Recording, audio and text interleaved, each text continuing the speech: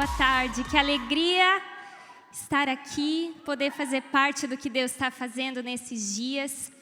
E eu oro para que, assim como Deus tem falado ao meu coração ao longo desses dias, Ele continue falando ao seu nesse dia também. Você ainda tem fôlego? Aguenta mais um dia? Glória a Deus por isso. Vamos lá. Hoje eu quero falar com você sobre um assunto que parece meio óbvio, parece até meio clichê, mas que de tempo em tempo nós precisamos rever o nosso coração. Eu queria realmente que você abrisse o seu coração para a gente refletir juntos nessa palavra, amém? Uma das discussões mais profundas e incessantes na história da humanidade é sobre qual é o sentido da vida. Os filósofos estão em busca dessa resposta há séculos. O homem vive em busca de sentido, as pessoas fazem terapia para encontrar o motivo pelo qual elas vivem. Tem pessoas que, ao tentar refletir nessa pergunta, qual o sentido da minha vida, entram em crise, em parafuso, encontram um vazio dentro de si. Essa é de fato uma grande pergunta, né? O que é a vida? Qual o sentido da vida? Será que a vida é uma coleção de momentos, um conjunto de experiências? Será que é um acidente? Por que estamos aqui? Babcock, que foi um músico e enólogo do século XIX, ele disse que a vida é aquilo para que estamos vivos. Ele concordava com o Viktor Frankl, que é o criador da logoterapia. O Hernandes Dias Lopes citou ele aqui, se você prestou atenção você vai lembrar. O Viktor Frankl, ele escreveu um livro em 1945 chamado O Homem em Busca de Sentido, em que ele fala que o homem precisa ter um sentido para viver, ele precisa ter um motivo pelo qual ele está vivo para conseguir lidar com o sofrimento e para conseguir perseverar nessa terra. Uma das coisas que ele diz é que o ser humano não deve buscar a felicidade, mas sim uma razão para ser feliz. E quando nós falamos nesse assunto, nós, evangélicos que somos, temos respostas prontas na mente, não é? Eu vivo para a glória de Deus. Eu vivo para adorar a Deus. Eu vivo para viver o propósito de Deus na minha vida. A gente é maravilhosos em discursos. Mas eu queria te fazer uma pergunta bem honesta. Olha para a sua vida. Olha para a maneira como você tem levado os seus dias. E agora tenta encontrar uma resposta bem sincera. Por que você vive? Por que você continua insistindo nessa coisa chamada vida? Por que Deus ainda não te levou? Você podia já estar no céu com Jesus, sem conta para pagar, sem lágrima, sem problemas. Por que você está aqui ainda? Passamos por uma pandemia, por que Deus não te levou? Eu quero te convidar a refletir nesses questionamentos a partir de um dos textos mais incríveis da Bíblia. Abre lá em Filipenses, a Bíblia tá abrindo automático já lá em Filipenses, né? Abre lá, capítulo 1, verso 20 ao 26, nós vamos ler.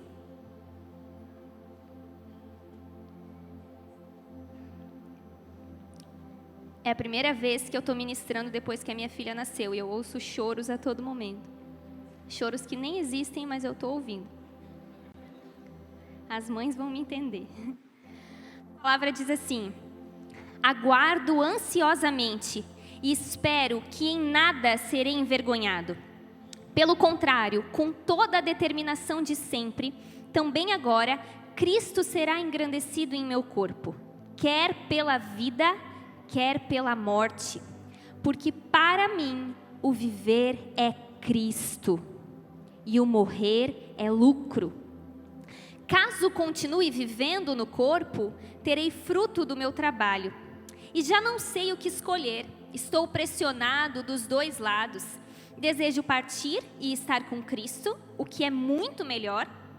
Contudo, é mais necessário, por causa de vocês, que eu permaneça no corpo. Convencido disso, sei que vou permanecer e continuar com todos vocês, para o seu progresso e alegria na fé, a fim de que, pela minha presença, outra vez, a exultação de vocês em Cristo Jesus transborde por minha causa. Senhor, nós dependemos de Ti, e só conseguimos receber a Tua palavra no nosso coração quando o Senhor ilumina, nos ajuda, nos concede essa graça. Eu peço que nesse momento o Senhor abra os nossos ouvidos espirituais, nossos olhos espirituais, abra o nosso coração e nos visite com despertamento e encorajamento espiritual nessa tarde. Em nome de Jesus. Amém. Você já está careca de saber o contexto de Filipenses, você vai sair daqui formado, né? PhD em Filipenses, você vai receber um certificado na porta. Mas eu quero te lembrar algumas coisas muito breves, porque tem tudo a ver com o texto que eu quero conversar com você. Você sabe que Paulo estava preso em Roma, você está careca de saber, numa prisão domiciliar. Ele estava acorrentado provavelmente a um soldado romano. E o que está acontecendo nesse momento que Paulo está preso? Ele estava prestes a saber de uma notícia. Paulo estava aguardando um julgamento, porque ele poderia ser executado. Ele estava diante da vida e da morte, aguardando uma sentença que poderia levá-lo à morte. Ele não tinha o veredito final, ele não tinha a resposta final, mas havia essa possibilidade. Entender isso muda o entendimento desse texto, ok? Então Paulo está na prisão domiciliar, escrevendo essa carta aos Filipos, que você já entendeu por quê, né? Ele escreve para agradecer a generosidade dessa igreja, para alertar a igreja, para contar sobre como a prisão dele, inclusive, tinha contribuído para o avanço do evangelho. E lá, nesse contexto, diante de uma possibilidade de ser morto, é que ele afirma: aguardo ansiosamente e espero que em nada serei envergonhado. Pelo contrário, com toda a determinação de sempre, também agora, Cristo será engrandecido em meu corpo, quer pela vida, quer pela morte. Ele olhava para frente e ele via duas possibilidades: ou eu vou continuar vivo, seguindo o meu ministério, ou pode ser que eu morra como um mártir, mas, independente do que aconteça, Cristo será engrandecido. Quer pela minha vida, quer pela minha morte. Independente da resposta final, Cristo será engrandecido.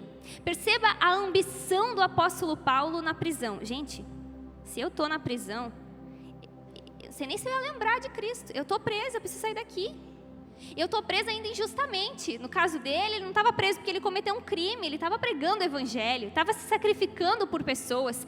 Eu acho que eu ia estar pensando no meu conforto, num jeito de dar um jeito de ter mais tranquilidade, conforto. Mas a preocupação de Paulo na prisão é que Cristo fosse glorificado, é que Cristo fosse engrandecido, quer ele vivesse, quer ele morresse. É por isso que ele afirma categoricamente: para mim, o viver é Cristo. Perceba que para o apóstolo Paulo, a vida encontra sentido e coerência na pessoa de Cristo. Ele é o mesmo apóstolo Paulo que disse ao escrever uma carta aos Colossenses que em Cristo estão escondidos todos os tesouros da sabedoria e do conhecimento. Ele é o mesmo apóstolo Paulo que reconhece que Cristo é a imagem do Deus invisível e nele habita toda a plenitude. Cristo é aquele que foi exaltado à mais alta posição, que tem o nome que está acima de todo nome, na qual todo joelho vai se dobrar, toda língua vai confessar que Ele é o Senhor. Cristo é o tema central das Escrituras. Cristo é o presente de Deus para a humanidade. Cristo é o resplendor da glória do Pai, a expressão exata de Deus. Cristo é aquele que governa todas as coisas, é o caminho, a verdade, a vida. Cristo é o único mediador entre Deus e os homens. Cristo é o cabeça da igreja, é o salvador do mundo, é o pão da vida, a água da vida, a porta das ovelhas. O pastor e bispo das nossas almas. Paulo entendia quem é Cristo, por isso ele consegue dizer: não importa se eu viva, não importa se eu morra, o viver é Cristo, a minha vida é Cristo. Tanto é que nessa mesma carta, um pouco mais para frente, no capítulo 3, ele vai dizer que ele chegou a considerar tudo como perda, comparado à suprema grandeza do conhecimento de Cristo Jesus. Cristo é a razão pelo qual estamos vivos. Cristo é o motivo da nossa existência. Cristo não é mais um adereço da nossa vida. Cristo é a nossa vida. Cristo não é alguém a quem recorremos quando a coisa aperta. Ele é o Senhor dos senhores, Rei dos reis. O C.S. Lewis, ele fala que o cristianismo, se é falso, não tem nenhuma importância. Se é verdadeiro, tem infinita importância. O que ele não pode ser é de moderada importância. Ou Cristo é a razão da nossa existência, ou o que nós adoramos não é o Cristo Jesus que nós lemos na palavra. É por isso que diante dessas duas possibilidades, como Cristo seria engrandecido das duas formas, ele rasga o coração, o apóstolo Paulo aqui, e ele diz que ele está num dilema. Ele fala assim, caso continue vivendo no corpo, terei fruto do meu trabalho, e já não sei o que escolher. Só um parênteses aqui. Obviamente que Paulo entende que Deus é quem é soberano e decide se a gente vai viver ou morrer. Mas ele aqui está abrindo o coração e dizendo, olha, diante dessas duas possibilidades, eu estou pressionado dos dois lados. Eu desejo partir e estar com Cristo, o que é muito melhor. Contudo, é mais necessário, por causa de vocês, que eu permaneça no corpo. Uma parte dele quer estar com o Senhor. Outra parte percebe a necessidade da igreja. O dilema de Paulo era entre algo bom e algo melhor. Na versão A Mensagem diz assim: vivo, sou um mensageiro de Cristo. Morto, sou o seu prêmio. É vida ou mais vida ainda. Não há como eu perder. Se eu continuar vivo, eu vou servir Jesus o resto da minha vida. Se eu morro, é lucro. A morte não seria para ele um fim ou uma perda. A morte é lucro. E por que é lucro? Porque é estar com Cristo. Esse é o lucro da morte. Você quer começar a ter lucro na vida já? Estar com Cristo é o lucro. A morte não seria um fim trágico, mas uma experiência gloriosa. A morte seria lucro porque aquela experiência que ele teve na estrada de Damasco se tornaria eterna, permanente. Na vida, Cristo estaria com ele. Na morte, ele estaria com Cristo. Na vida, ele realizaria a obra de Cristo. Na morte, ele desfrutaria da glória de Cristo. Ele está nesse dilema, mas ele expressa o que ele preferia. Ele fala assim: desejo partir e estar com Cristo, o que é muito melhor. É óbvio, não precisa nem falar para a gente, né, Paulo? É muito melhor. É difícil nesse mundo mal, não é verdade? Paulo não queria estar com Cristo, morrer porque iria acabar com a vida, ou até porque ele tinha alguma questão suicida. Não é isso que o texto quer dizer, mas porque havia um anseio pela plenitude da presença de Deus. Em uma outra carta, o apóstolo Paulo conta até de uma experiência que ele tinha tido, ido ao terceiro céu. Então ele sabia pelo menos um pouquinho do quanto era maravilhosa aquela glória. Mas veja a consciência que Paulo tem ao olhar para a igreja. Ainda que o desejo, a vontade, a expectativa dele fosse: eu não vejo a hora de viver a plenitude de um relacionamento com Deus, eu não vejo a hora de viver a eternidade, eu não vejo a hora de estar com Jesus. Ele enxerga a necessidade da igreja. Olha o que a palavra diz: contudo, é mais necessário. Você pode repetir isso? É mais necessário. Necessário. por causa de vocês que eu permaneça no corpo. Perceba que Paulo está num conflito entre o que é melhor, mas o que é mais necessário. Tem coisas na vida que é assim. Quando a Annalise começa a chorar de madrugada, eu penso, eu queria estar dormindo, que é muito melhor. Mas é mais necessário, por causa de você, que eu acorde. E isso com alimentação, e isso com tantas outras coisas. Paulo parece que estava convencido. E a palavra convencido aqui no texto transmite a ideia de que ele foi persuadido realmente. Parece que ele entende que tinha muito o que fazer nas igrejas. Paulo entendeu o seguinte: tem muita coisa para fazer. Ainda que seja muito melhor eu estar com Cristo, tem muita demanda. Tem muito trabalho. Paulo entendeu que ainda que a morte fosse lucro, a responsabilidade, a necessidade deveria sobressair ao seu desejo. Paulo tira os olhos dele e coloca os olhos na necessidade da igreja. Parece que Paulo, ele ouviu o conselho de Cristo aos discípulos, quando Cristo diz assim, abram os olhos, lembra disso? E vejam os campos, estão maduros para a colheita. A colheita é grande, mas os trabalhadores são poucos. Orem para que o Pai envie trabalhadores. Gente, tem tanta necessidade de trabalhadores na igreja, que até Jesus pediu oração por isso. Eu achei que esse era um problema da Onda Dura Joinville, porque eu sou nascida e criada nessa igreja. Eu conheci Jesus aqui e cresci aqui. Eu achei esse é um problema da nossa igreja. A gente está muito errado, porque, meu Deus, uma igreja tão grande, a gente tem que ficar orando para vir gente ajudar, se comprometer, e gente chegando, e cadê as pessoas para cuidar dessas pessoas chegando? Eu achei, a gente tem um problema sério. A gente aqui está tudo errado. Até que eu comecei a conhecer a realidade de outras igrejas.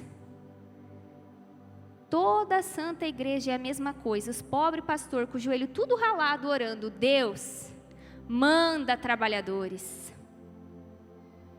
Eu entrei em contato com alguns pastores enquanto eu preparava essa palavra. Perguntei, como que é aí? Está tudo certo? Vocês, tem bastante gente comprometida? O mesmo discurso. Tem, claro, pessoas comprometidas, glória a Deus por isso. Mas nunca suficiente. Por isso que essa oração parece que é sempre atual. Pai, manda trabalhadores. Tem muita demanda. Tem muito trabalho. Tem muito o que fazer. Tem muita necessidade. Tem muita necessidade aqui na Onda Dura Joinville. Alguém é de Joinville? Tem muito trabalho aqui. Pergunta para o seu pastor como é que é na sua igreja. Tem muita coisa para fazer. E eu não estou falando só de limpar o espaço, também, ou de pintar, ou de limpar, de gente para cuidar. Quando você chegou na igreja, alguém cuidou de você. Eu só tenho hoje um pouco da caminhada com Cristo que eu tenho, porque antes de eu entregar realmente a minha vida a Jesus e me batizar, a Roberta ia na minha casa toda semana tomar um Nescafé e me apresentar o Evangelho.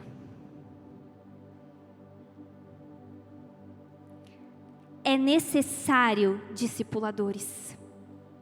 É necessário servir na igreja local. É necessário oferta para que o reino avance.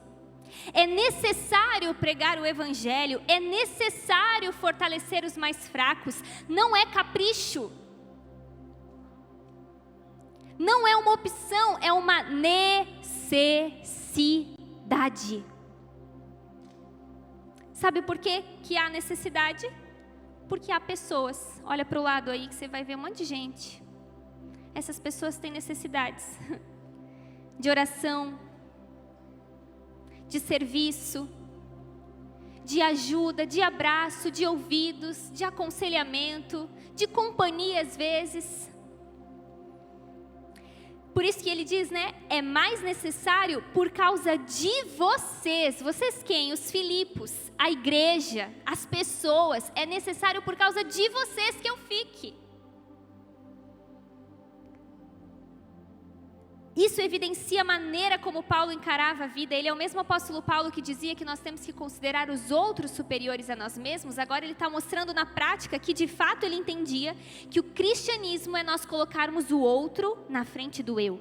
Ele abriu mão dos seus direitos em favor dos outros. Ele preferia morrer e estar com Cristo, mas por amor à igreja estava disposto a ficar. Para ele, partir era mais interessante. Para os outros, era necessário que ele ficasse. Na versão NVT, olha só, ele diz: continuarei vivo para ajudar todos vocês a crescer na fé e experimentar a alegria que ela traz. Há mais ou menos um ano atrás, eu fazendo meu devocional, eu fui capturada por esse texto, porque eu pensei, tá tão boa a minha vida, sabe? Cresci um pouquinho mais na fé, as coisas nesse momento estão bem. Depois já ficou mal de novo, mas naquele momento estava tudo bem. Tá uma bênção, sabe? Tipo assim, será que vale a pena ficar se desgastando por pessoas? Será que vale a pena? Que daí a gente aconselha, ama, ensina, depois estão lá postando, falando mal da gente? Acho que vou viver minha vida. E esse texto falou tanto ao meu coração, porque o apóstolo Paulo não precisava mais de nada, não precisava provar nada para ninguém. Ele era o apóstolo Paulo, gente, nesse contexto já idoso, surrado da vida. E olha o coração dele. Por causa de vocês, eu continuarei vivo para ajudar vocês a crescer e experimentar a alegria que ela traz. A alegria que a fé traz. Olha o que mexia com o coração de Paulo. Ver pessoas crescendo, alimentadas da palavra, se nutrindo de fé, experimentando a alegria da salvação, mexia com o coração do apóstolo Paulo. Ele podia pensar, eu já estou tranquilo, eu já alcancei até alguns níveis de maturidade em Cristo, mas mexia com o coração dele, olhar para as pessoas mais fracas na fé. Será que isso mexe com a gente? Ou será que a gente está tão imerso no nosso egoísmo que se Deus está fazendo na minha vida, está tudo ok? Será que quando você vê uma pessoa chegando na igreja, você pensa, ai, que vontade de ensinar, de orar com ela, de levar ela para um rolê, para ela se enturmar com as pessoas da igreja, de contribuir para que ela cresça na fé, como um dia alguém contribuiu comigo? Por estar com o coração em Cristo, Paulo tirou os olhos de si e colocou na necessidade da igreja. Paulo só conseguiu fazer isso porque ele não estava olhando para si mesmo. E eu vou te falar uma coisa. Nós temos uma tendência absurda por causa da queda. E isso vai ser até o fim dos seus dias, ok? Uma tendência absurda de olhar somente para nós mesmos. Isso vai te perseguir até Jesus voltar. Isso me persegue. É mais fácil ajustar os horários de uma maneira que seja mais confortável só para mim. É mais fácil organizar a minha vida de uma maneira que eu priorize a mim. É muito mais fácil, é muito mais confortável. Mas é egoísmo. Não é cristão. Quando chegamos numa igreja, queremos ser ensinados, amados, cuidados. E quando chega a nossa vez de oferecer. Muitos querem ser cuidados, mas poucos querem cuidar. Muitos querem ser servidos, poucos querem servir. Nós estamos no mundo como embaixadores de Cristo, como ministros da reconciliação, como cooperadores de Deus. Andar com o Senhor e fazer a sua obra é o motivo de nós continuarmos vivos. Mas você percebe como nós pegamos a vida que Deus nos deu para viver para Ele e vivemos para nós mesmos? Nós somos muito bons nisso. E deixa eu falar uma coisa que eu reflito olhando para a vida de Paulo. Gente, o apóstolo Paulo, se eu fosse ele, ele tinha todo o direito de dizer assim, ó, gente, para mim já deu o que tinha que dar. Já deu, Já fiz tudo que pude, já servi por muito tempo. Na verdade, eu estou até traumatizado. Você lembra de tudo que Paulo tinha passado? Paulo foi encarcerado, açoitado, exposto à morte, golpeado, apedrejado, sofreu naufrágio, enfrentou perigos, ficou sem dormir, passou fome, passou sede, suportou frio, nudez, até picado por uma cobra o pobre foi. Ainda tinha que conviver com uma pressão interior, que era a preocupação com todas as igrejas. Quem é líder de um grupo pequeno? Você sente uma pitadinha de pressão dentro de você, não sente? Meu Deus, será que elas estão bem? Será que eu posso fazer mais? Será que eles vão crescer na fé? Será que não vai se perder? Agora multiplica, multiplica, multiplica, multiplica. Essa pressão é difícil dentro de um coração humano. Fora as vezes que ele tinha que afirmar o seu ministério porque duvidavam da autoridade dele. Pô, cansativa a vida de Paulo, né? Ele tinha todo o direito, humanamente falando, de dizer, olha, chega, deu para mim. Mas, gente, isso me constrange demais. Ainda preso, idoso, trazendo no corpo as marcas de Cristo, lidando com um espinho na carne, tendo passado por tudo isso, Paulo escolhe amar a igreja. Tendo motivos para dizer chega. Paulo ainda está olhando a necessidade dos irmãos. Você percebe como a gente é meio pitoco no nosso amor a Cristo e a igreja? Nós desistimos por tão pouco. Não quero mais cuidar desse grupo pequeno porque estou muito cansada. Eu acho que eu vou parar de servir porque agora é meu tempo de ser cuidada, de receber. Eu entendo que nós passamos por estações na vida e cada caso é um caso. Deixa o Espírito Santo falar ao seu coração. Mas eu preciso dizer aqui que eu realmente acho que nós precisamos urgentemente rever o nosso nível de cristianismo. Será que nós podemos dizer como o apóstolo Paulo, para mim o viver é Cristo? Quem dirá, para mim o viver é Cristo? Quem colocará a igreja de Cristo acima dos seus projetos pessoais? Quem tratará a igreja com zelo, com responsabilidade, com paixão? Quem amará as pessoas a ponto de negar os seus próprios confortos? Quem serão aqueles que dirão, o que me faz ficar na terra é uma missão? Quem será a resposta da oração que Jesus falou para fazer? Mande trabalhadores. Paulo era idoso, surrado, cheio de trauma, mas ainda apaixonado pela causa de Cristo. E sabe que no fundo todos nós deveríamos viver esse dilema que Paulo estava vivendo? Por um lado, um anseio por estar com Cristo, e por outro, uma consciência de que se eu ainda estou na terra, é porque existe uma responsabilidade, existe uma missão, existe um propósito. É por isso que Deus me faz permanecer aqui. De um lado, nós devemos ansiar a volta dele, de outro, nós devemos abrir os olhos para enxergar a necessidade de hoje. Aliás, Paulo conseguia fazer esse movimento de olhar para a necessidade da igreja, porque o outro desejo dele era estar com Cristo.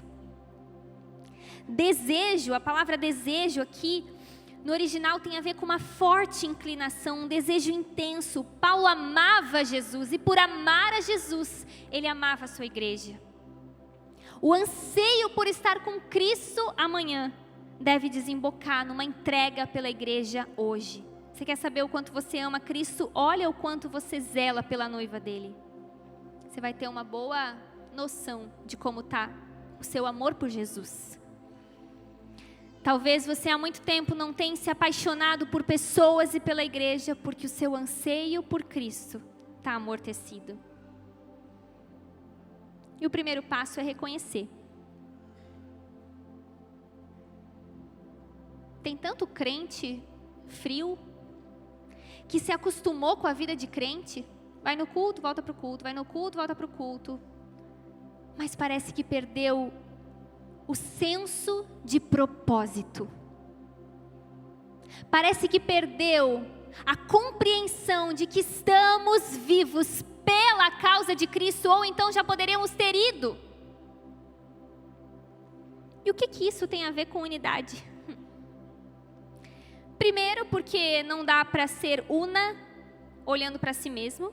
A gente precisa perceber os outros, perceber o corpo. Mas principalmente porque cristãos vivem pela mesma causa. Cristãos vivem pelo mesmo motivo. Ainda que nós tenhamos as nossas diferenças, diferentes vocações, personalidades, habilidades e peculiaridades, denominações, o motivo da nossa existência é o mesmo: Cristo e a sua causa. O A.W. Tozer, ele fala que a saúde de uma igreja é medida pela saúde espiritual de cada indivíduo que faz parte dela. Quando um perde o senso de propósito, o todo se enfraquece. Quando um perde a compreensão de que nós vivemos por essa causa, a unidade da igreja fica frágil. É por isso que Paulo ficou mais um pouco. Você percebe agora o real motivo de nós estarmos respirando nesse momento? Já poderíamos estar no céu com Jesus. Ele já podia ter nos levado, gente, o que seria muito melhor. Mas se você acordou hoje, se você respira nesse momento, se Deus preservou a nossa vida, é porque tem um propósito a ser cumprido. É porque tem necessidade, é porque tem missão, é porque tem demanda, é porque existe uma porção que Deus quer fazer na terra através da sua vida. Ah, mas Deus vai usar outros, vai mesmo, mas você vai perder como Ele iria usar você. Eu não estou viva para constituir uma família, eu não estou viva para estudar e construir uma carreira. Eu tive uma filha agora, eu estou apaixonada, gente, eu estou fissurada, eu estou doida para descer, ver se ela está viva, se ela está bem. Mas ela não é o motivo da minha vida. A minha família não é a razão da minha existência. O projeto que for que você está construindo não pode, nem dinheiro, nem popularidade, nem conforto, nem pessoa, nem prazer qualquer nesse mundo pode substituir o motivo pelo qual um cristão vive, que é Cristo e sua causa, e unicamente isso. Fique de pé no seu lugar. Esse é o momento de nós realinharmos o nosso coração. Alguns aqui caminham com Jesus há muito tempo e talvez perderam o senso de propósito. Dá tempo de se arrepender. E talvez outros começaram a caminhada com Jesus há pouco tempo. E você precisa entender que viver Cristo é necessariamente viver também pela causa dele. Eu quero finalizar te fazendo a mesma pergunta. Por que você tem vivido? Qual que é o real objetivo da sua vida? Por que você acorda todas as manhãs? Que nós sejamos inspirados pela vida do apóstolo Paulo, que encontrou em Cristo o sentido da sua vida e pôde afirmar que não considerava a sua própria vida de valor algum para si mesmo, se tão somente pudesse terminar a corrida e completar o ministério que o Senhor Jesus lhe havia confiado. Esse, e somente esse, é o motivo da nossa existência. Abra suas mãos, deixa eu orar por você. Jesus, obrigado porque o Senhor nos lembra de verdades que às vezes estão adormecidas no nosso coração. Eu quero orar, Senhor, que se existem pessoas aqui que perderam o senso de propósito, a compreensão de que nós vivemos somente pelo Senhor e pela Tua causa, que o Senhor possa restaurar, realinhar, ativar essa compreensão na nossa mente e no nosso coração. Levante trabalhadores, levante mulheres que vão amar outras mulheres, levante homens que vão cuidar de outros homens, levante pessoas engajadas com a igreja local, levante pessoas que entendem que estão na terra porque há necessidade no seu reino sendo implantado aqui. Faça isso no nosso meio, nós clamamos pela tua misericórdia, em nome de Jesus, amém. Aplauda Jesus, Ele é o motivo da nossa existência. E aí, meu amigo, tudo bom? Você foi abençoado com essa pregação? Espero que sim. Nós vivemos dias inesquecíveis de Conferência Onda Dura 2022. E essa é uma das várias mensagens que está ao seu dispor para abençoar e edificar a sua vida. Porém, eu quero te fazer um convite muito especial. Nós estamos a todo vapor preparando a nossa próxima conferência. E você não pode perder essa oportunidade de viver uma imersão de 3 dias intensos na presença de Deus. Eu creio que a tua vida vai ser completamente transformada ao viver essa experiência conosco. Eu quero te fazer esse convite muito especial. Na descrição desse vídeo existe um link para você poder garantir o seu passaporte e dessa forma presenciar junto conosco a manifestação da presença de Deus no nosso meio. Deus te abençoe, até a próxima.